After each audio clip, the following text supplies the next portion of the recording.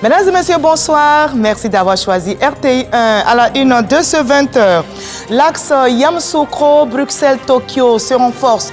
Le vice-président Témoko Mélet Koné s'est entretenu ce jeudi avec les ambassadeurs de la Belgique et du Japon. La dynamique coopération entre les trois pays a été évoquée et elle va se bonifier dans divers domaines. Un pas fort et surtout concret vient d'être franchi dans la lutte contre les violences basées sur le genre. La première dame Dominique Ouattara, présidente de la fondation Children of Africa, a inauguré la maison des femmes à Adiaké. Ce centre offre refuge, soins et espoir aux femmes victimes de violences. Et tout est bien qui finit bien. L'intersyndicale du secteur éducation-formation suspend sa grève entamée le 3 avril dernier. Cette décision fait suite à une série de rencontres entre syndicats et gouvernement. Les enseignants, à l'issue de leur assemblée générale, ont décidé de reprendre les cours demain, vendredi 11 avril. La campagne pour la présidentielle gabonaise du 12 avril touche à sa fin. 8 candidats sont en liste, dont le président de la transition, Brice Clotaire Oligui-Nguema, qui a renversé le régime Bongo. À partir de minuit, donc, ils n'auront plus droit à la parole, marquant ainsi la fin officielle de la campagne. Plusieurs missions d'observation sont arrivées à Libreville. Soyez la bienvenue sur RTI 1. Nous empruntons tout de suite l'axe Yamoussoukro, Bruxelles-Tokyo pour ouvrir ce journal. La coopération se renforce. Le vice-président Témoko Mélet Koné s'est entretenu avec les ambassadeurs de la Belgique et du Japon. La dynamique coopération existante était au cœur des échanges. Un signal fort pour des partenariats stratégiques durables, nous rapporte Alexis Ouedraogo. L'ambassadeur de Belgique en Côte d'Ivoire était ce jeudi au palais présidentiel. Reçu par le vice-président de la République Témoko Mélet Koné, la diplomate réaffirme la volonté de son pays à entretenir une coopération dynamique sous tout angle. J'ai eu le grand honneur d'être reçu par le vice-président en audience, ce qui était la première audience formelle depuis ma prise de fonction. Et l'intérêt pour nous, c'était évidemment de passer en revue les excellentes relations entre le Royaume de Belgique et la République de Côte d'Ivoire. On a pu notamment parler de nos très très bonnes relations économiques et commerciales, puisque nos échanges commerciaux ont encore augmenté en 2024. Les investissements augmentent encore, même en ce début d'année, avec de nouvelles entreprises qui arrivent en Côte d'Ivoire.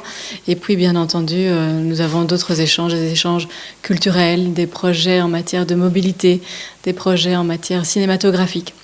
Donc nous avons pu faire un petit peu un panorama de toutes les relations entre nos deux pays et puis plus largement aussi de parler des évolutions, des grandes évolutions dans le monde, dans la région et des relations entre l'Afrique et l'Union européenne par exemple. À sa suite, l'ambassadeur du Japon salue la qualité du développement impulsé en Côte d'Ivoire. Le Japon est toujours un partenaire de développement traditionnel pour la Côte d'Ivoire. Nous avons beaucoup de domaines de coopération. Et puis, cette relation bilatérale s'approfondit.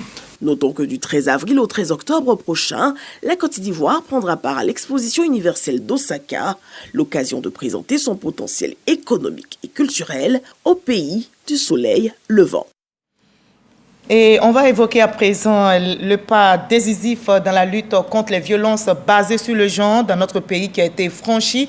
Ce jeudi, la première dame Dominique Ouattara a officiellement inauguré la Maison des femmes à Adiaké. Ce centre d'accueil est un refuge pour toutes les femmes victimes de violences avec pour objectif de les accompagner dans leur reconstruction personnelle et leur réinsertion socio-économique. L'initiative émane de la fondation Children of Africa. Mama Traoré. La première dame de Côte d'Ivoire, Dominique Ouattara, coupe le ruban et dévoile la plaque inaugurale de la Maison des femmes d'Adiaké, objet de sa présence ce 10 avril dans cette ville du sud-est de la Côte d'Ivoire.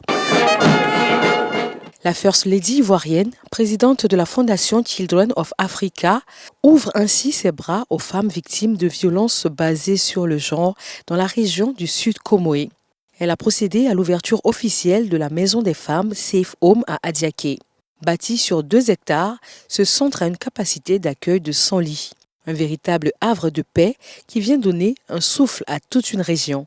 ce bel édifice qui donne tant de couleurs à notre commune. C'est aussi un lieu d'opportunité pour les femmes victimes de violences de bénéficier d'un accompagnement adéquat pour se reconstruire et mieux vivre avec les enfants. Ce projet représente une avancée décisive vers une société plus juste, plus équitable pour tous. Et il est une résonance toute particulière ici à Diaké, qui devient ainsi le cœur battant d'une initiative qui rayonnera bien au-delà de notre commune.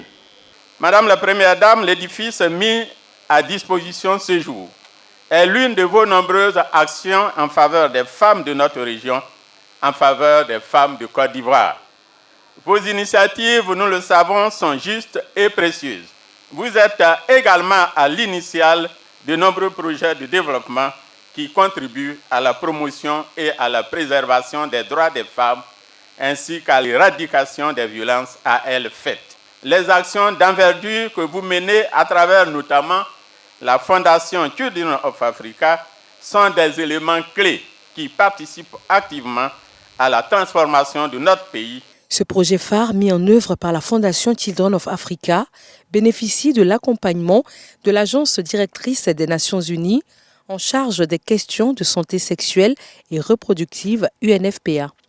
De plus en plus de femmes osent désormais briser le silence et signaler les violences qu'elles ont subies, témoignant ainsi d'une évolution des mentalités et d'un environnement institutionnel favorable. Par ailleurs, les témoignages recueillis auprès des survivantes révèlent un niveau acceptable de satisfaction quant à la qualité de l'accueil, de l'écoute et du suivi. En plus de l'hébergement, ces victimes de violences basées sur le genre, accueillies à la Maison de la Femme, vont pouvoir bénéficier avec leurs enfants d'une prise en charge médicale, psychosociale, psychologique et juridique. Elles auront également accès à des services d'autonomisation et de formation en vue de leur insertion professionnelle. Ce centre intégré offrira aux victimes un accompagnement complet. Madame Dominique Ouattara, vous redonnez ainsi de l'espoir et une dignité retrouvée à toutes nos sœurs en détresse. Je tiens à rappeler à toutes les femmes victimes de violences que vous n'êtes pas seules. Vous avez le président de la République de Côte d'Ivoire avec vous. Vous avez la reine de son cœur, notre première dame, avec vous. Vous avez le ministère de la femme avec vous. Notre détermination ne faiblira jamais, car tolérer la violence, c'est trahir l'humanité. Pour la Première Dame de Côte d'Ivoire, ce centre représente bien plus qu'une infrastructure. Il est surtout un symbole d'espoir et de résilience. Sa mission est de fournir aux femmes un accompagnement adapté, des ressources pour leur rétablissement et l'opportunité de reconstruire leur vie en toute dignité. Un projet d'envergure qui vient réaffirmer l'engagement particulier de Dominique Ouattara en faveur de la protection des femmes et des enfants de Côte d'Ivoire. Mesdames et messieurs, depuis la création de la Fondation Children Africa en 1998, j'ai toujours eu à cœur de placer le bien-être des femmes et l'épanouissement des enfants au centre de notre action humanitaire. Partant de cet engagement, nous n'avons eu de cesse, pendant plus de 25 ans, de mettre en place divers programmes visant à ouvrir à nos enfants et à leurs mamans les soins de santé, l'éducation et l'aide dont ils ont besoin pour s'épanouir, grandir sainement et devenir autonomes. En plus de ces réalisations majeures, la Fondation entreprend année après année de nombreuses autres actions pour le bien-être des enfants et des femmes à travers toute la Côte d'Ivoire et dans 11 pays d'Afrique.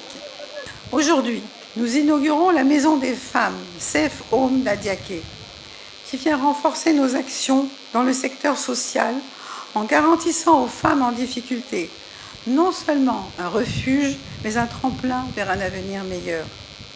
Cet établissement est une réponse concrète à une problématique bien réelle à laquelle nous avons répondu à la faveur du 8e gala de la Fondation Children of Africa. À cette occasion, nous avons pu récolter les fonds nécessaires à la reconstruction de la nouvelle case des enfants que nous avons inaugurée l'an dernier, ainsi qu'à la construction de la Maison des femmes Safe Home que nous inaugurons ce jour. Ces deux projets majeurs étaient primordiaux à mes yeux puisqu'ils touchent au bien-être des femmes et des enfants qui ont toujours été au cœur de mon engagement social. C'est pour cette raison que je suis particulièrement émue que nous soyons tous réunis ici pour l'inauguration des femmes d'Adiaké. En plus de ce centre totalement équipé et qui se veut de référence, la présidente de la Fondation Children of Africa a fait aux populations et pour le fonctionnement du centre des dons en nature et en espèces d'une valeur totale de 177 millions de francs CFA. La Maison des femmes Safe Home d'Adiaké est un lieu d'accompagnement pour accueillir, protéger et soutenir les femmes victimes de violences basées sur le genre avec un ensemble de services essentiels à leur réhabilitation. Une mission essentielle quand on sait qu'au moins une femme sur 3 a subi une violence sexuelle ou physique au moins une fois dans sa vie. Voilà un centre symbole d'espoir pour toutes les femmes victimes de violences. C'était un reportage réalisé pour vous par Fatou Fofana et Dramé Lamine. Je vous propose à présent de faire une petite visite guidée de la Maison des femmes d'Adiaké avec notre reporter Mahama Traoré. Je rappelle que ce centre émane de la Fondation Children of Africa portée par la première dame elle-même et ce centre propose notamment un soutien médical, psychologique, juridique et professionnel à toutes les femmes. Abritant désormais la Maison des femmes au Safe Home, la ville d'Adiaké dans la région du Sud Komoé se positionne désormais comme le symbole de la lutte contre les VBG, violences basées sur le genre, en Côte d'Ivoire. Un symbole pour la nature des services que ce centre propose. Les 100 pensionnaires qu'il pourra accueillir n'auront pas seulement accès à des dortoirs sur les bords de la lagune Abi. Une fois admises dans ce refuge, après enquête et vérification, les ex-victimes sont prises en charge par une cellule médicale, un psychologue et des assistantes sociales. Elles bénéficieront également d'une assistance juridique. Pour les mères victimes, il a été conçu des aires de jeu pour enfants. Dans ce centre, où la durée maximale de séjour pour chaque victime est d'1 an, point de place pour l'oisiveté. Il est prévu une bibliothèque et même des salles d'alphabétisation et d'apprentissage au métier, question de faciliter la réinsertion socio-professionnelle des futurs pensionnaires.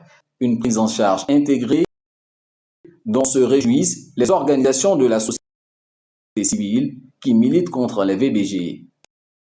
Au problème de violence de plus en plus faites aux femmes et qui devient récurrent, il est important de trouver des solutions en termes d'abri et de soins qui sécurisent davantage ces personnes qui, pour la plupart, n'ont pas accès à des lieux de protection sûrs et durables. Vous pouvez savoir comment c'est terrible quand une femme est confrontée à ce genre de difficultés. Ce sera un soulagement pour les femmes victimes de violences. On ne peut que remercier Madame la Première Dame Dominique Ouattara. La Première Dame a écouté les plaidoyers et le cri de ces femmes. Parce qu'avoir un centre pour la prise en charge de ces survivantes, c'est comme donner du réconfort, c'est comme donner de la joie à ces femmes. Parce que c'est un processus de recouvrement.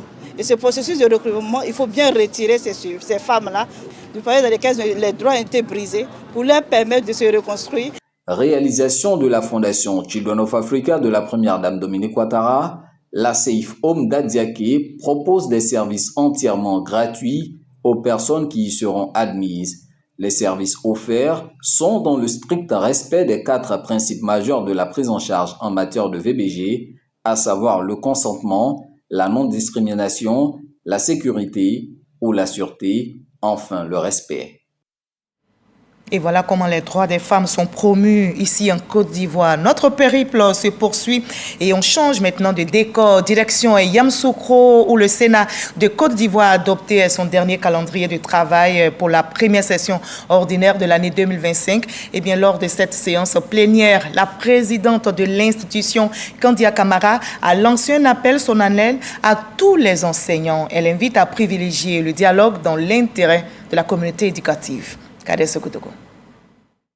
Séance plénière d'adoption du calendrier de travail au Sénat, le dernier de la première session 2025. Il court du 10 avril au 19 juin, date de la cérémonie de clôture. Il est conforme aux attributions de la Chambre haute du Parlement ivoirien.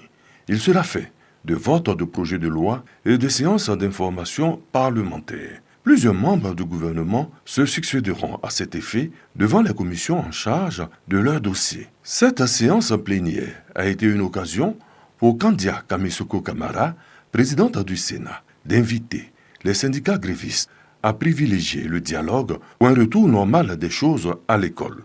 La Chambre du Parlement voudrait inviter instamment les syndicats à privilégier la voie du dialogue et de la concertation pacifique dans l'expression de leurs plateformes revendicatives, des valeurs qui ont permis d'obtenir les résultats probants engrangés ces dernières années.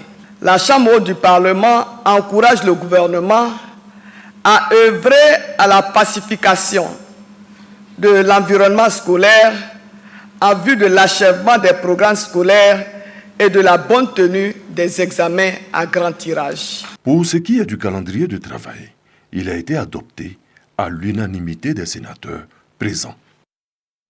Voilà, priorité au dialogue, l'appel a été entendu. Tout est bien qui finit bien. L'intersyndicale du secteur éducation-formation a suspendu sa grève entamée le 3 avril dernier. Cette décision fait suite à une série de rencontres entre syndicats et gouvernement. Les enseignants à l'issue de leur assemblée générale ont décidé de reprendre les cours dès demain vendredi 11 avril. Les enseignants et enseignants de Côte d'Ivoire réunis en assemblée générale ce jour, jeudi 10 avril 2025, après avoir délibéré sur les points à l'ordre du jour. Vu les conclusions des échanges avec les membres du gouvernement portant sur la revendication prioritaire qui est l'octroi d'une prime d'incitation au personnel du secteur éducation-formation de Côte d'Ivoire. Vu les conditions consensuelles, arrêtées pour un retour à un dialogue constructif et productif allant dans le sens de l'octroi de la prime d'incitation, l'Assemblée générale décide la suspension du mot d'ordre de grève ce jour, jeudi 10 avril 2025, pour permettre la mise en œuvre des dites conclusions. 2. La poursuite du dialogue dans un climat apaisé. Par conséquent, l'Assemblée générale invite les enseignantes et enseignants de Côte d'Ivoire à reprendre le travail dès ce vendredi 11 avril 2025 à 7h.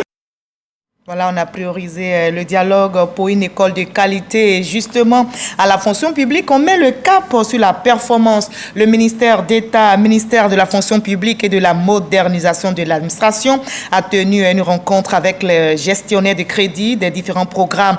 L'objectif est d'harmoniser les indicateurs de performance pour une meilleure exécution budgétaire. Ce séminaire de 3 jours se tient avec les services de la direction des affaires financières. Les conclusions sont attendues dans les prochains jours. Grâce Kando nous en dira plus dans nos prochains journaux.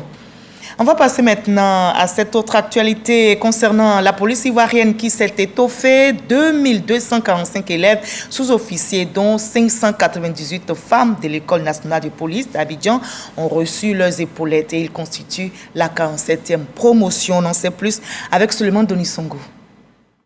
Place d'armes de l'École de police d'Abidjan.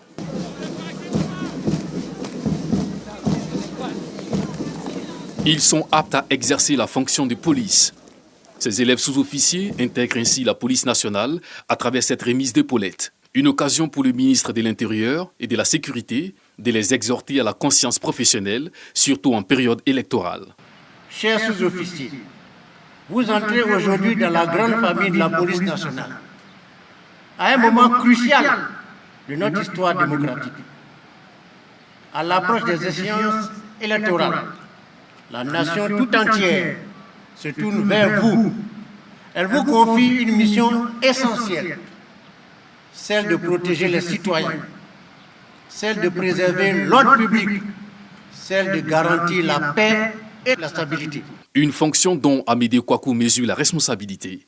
Il exprime sa gratitude pour sa désignation en tant que parrain de la promotion. Chers fidèles sous-officiers de police, Par le port de vos épaulettes, vous entrez officiellement dans la grande famille de la police nationale. Vous accédez à une fonction noble, exigeante et essentielle, celle de servir la nation avec loyauté, honneur et parfois au prix du sacrifice suprême. Cette 47e promotion baptisée Feu sergent de police Ouattara Abdourahmane a eu pour major Konkweseu Zlane Raoul. Les militaires sont aussi actifs pour notre sécurité. Les États-Unis, justement, renforcent les capacités opérationnelles de l'armée ivoirienne. 12 véhicules blindés viennent d'être remis aux forces armées de notre pays. Un appui stratégique qui s'inscrit dans le cadre du partenariat sécuritaire entre Washington et Yamoussoukro. Nous Sangaré, Issa Dambélé. Les États-Unis sortent l'artillerie lourde pour épauler leurs alliés ivoiriens. 12 véhicules blindés de transport de troupes flambant neufs ont été officiellement remis aux forces armées de Côte d'Ivoire. Ces blindés de type Puma, M36, MK6, 275 sont taillés pour le terrain. Résistants aux mines, capables d'embarquer 10 soldats et de filer jusqu'à 100 km/h. Ces véhicules blindés de transport de troupes sont un élément essentiel de l'investissement américain pour renforcer la défense du pays, pour la sécurité, la paix, la prospérité. La Côte d'Ivoire est un partenaire fiable et nous avons un partenariat extraordinaire. Une remise qui s'inscrit dans le cadre de la formalisation du plan de coopération militaire, coopération saluée par les autorités ivoiriennes qui voient en ces engins un atout stratégique. Cette remise n'est pas un acte isolé, car elle s'inscrit dans une démarche bien plus globale. En effet, une formation tactique et technique a été préalablement dispensée à nos personnels par des experts américains, afin de les doter des compétences indispensables pour exploiter pleinement le potentiel de ces équipements et garantir la durabilité et en maximiser l'efficacité sur le terrain. Dans un contexte régional sous tension, les États-Unis misent sur une armée ivoirienne plus mobile, mieux protégée et plus prête que jamais à faire face aux défis sécuritaires. Voilà, et quand la sécurité est garantie, on peut bien mener les activités, justement avec les importantes découvertes de gisements de mines et d'hydrocarbures. Le gouvernement ivoirien anticipe sur les problématiques de bonne gouvernance. Comment améliorer donc les profits et les performances? Comment accroître les capacités des agents? Le ministre des Mines, du Pétrole et de l'Énergie a partagé la vision de l'État ivoirien via une conférence en direction des agents. Explication détaillée avec l'ancien Bakayoko. Devant son auditoire composé essentiellement de cadres et d'experts issus du département des mines, du pétrole et de l'énergie, il a pris la posture d'un enseignant. Mamadou Sangafoua Koulibaly, diplômé de la Harvard Business School aux États-Unis, a exposé sur le concept de leadership et de management. Le management, dit Mamadou Sangafoua Koulibaly, se concentre sur la planification, l'organisation et l'exécution des tâches, en veillant à ce que les objectifs opérationnels soient atteints. Quant au leadership, il prend appui sur les individus en inspirant, motivant et guidant les membres de l'équipe pour atteindre des objectifs communs. L'objectif, c'était de partager les outils de gestion des projets, du personnel et tout ça aligné sur les objectifs qui ont été assignés à notre département dans le cadre de la vision du président de la République. Dans un secteur en évolution rapide qui va devenir un pilier de l'économie ivoirienne, avec notamment les découvertes de gisements importants, la capacité à diriger une équipe diversifiée, voire une organisation entière, exige une solide combinaison de compétences locales pour atteindre le plein potentiel. Quand on dit qu'on veut faire de ce secteur le second moteur de notre croissance, mais on ajoute que le président souhaite qu'il y ait une croissance inclusive dans le pays. Donc ça veut dire que cette richesse qui sera générée à partir du secteur des ressources extractives, nous devons nous assurer qu'elle est mieux répartie, qu'elle est bien répartie et que le plus large en bénéficie. La Côte d'Ivoire ambitionne de devenir une puissance énergétique sous-régionale avec une production de pétrole estimée à 200 000 barils jour en 2027. Le président Alassane Ouattara, via les opportunités qu'offre le cadre réglementaire national en matière de contenu local, entend faire émerger des champions nationaux. Les actions sociales prennent aussi de l'ampleur en Côte d'Ivoire. Je vous embarque maintenant dans cette caravane sociale menée par la Fondation Lonasi qui a procédé récemment à la remise de plusieurs infrastructures aux localités de Naguina, Seguetiela et Tembani. C'est dans le district du Denguélé. Il s'agit entre autres d'un forage, d'une pompe hydraulique villageoise améliorée et d'une école primaire publique. Le point de cette caravane sociale avec Khalil Diomandi. Impossible de contenir sa joie quand on a longtemps attendu de l'eau potable. Le village de Naguina, dans la région du Folon, dispose désormais d'un forage d'exploitation, d'un château d'eau et de 3 bornes fontaines. Ces infrastructures hydrauliques sont offertes par la Fondation Lonasi dans le cadre de sa caravane sociale. Apporter de l'eau, le symbole est fort et le sens est sacré. Alors, je voudrais vous dire que ce geste est très apprécié par toute la population de la sous-préfecture de Kimbirila, mais précisément du village de Naguina. Après Naguina, la Fondation Lonasi vient apporter une réponse concrète aux besoins d'éducation des enfants de Seguetiela et Timbani dans la région du Kabadougou. Les 2 localités bénéficient respectivement d'une école maternelle entièrement équipée et d'un établissement primaire public de 6 salles de classe. Je tiens à exprimer ma profonde gratitude à la Lonasi. Votre solidarité envers notre système éducatif témoigne de votre compréhension de l'importance de l'éducation dans le développement de notre pays. Cette école est avant tout un lieu de rencontre, de partage et de savoir, où chaque enfant de Tembani pourra grandir, s'épanouir et se préparer à relever les défis du monde moderne. Pour la réalisation de l'ensemble de ces infrastructures dans les localités de Naguina, Seguetiela et Timbani, la Fondation Lonasi aura déboursé plus de 166 millions de francs CFA. Ce don est un témoignage de l'engagement de la Fondation Lonasi pour le bien-être des populations. En effet, en héritant de la mission sociale de la Lonasi, la Fondation Lonasi s'est assignée pour objectif d'améliorer les conditions de vie des populations partout en Côte d'Ivoire, en réalisant des investissements sociaux dans le domaine de la santé, de l'éducation et de la culture. En réceptionnant les ouvrages, les populations du Denguélé ont tous pris l'engagement d'en prendre soin.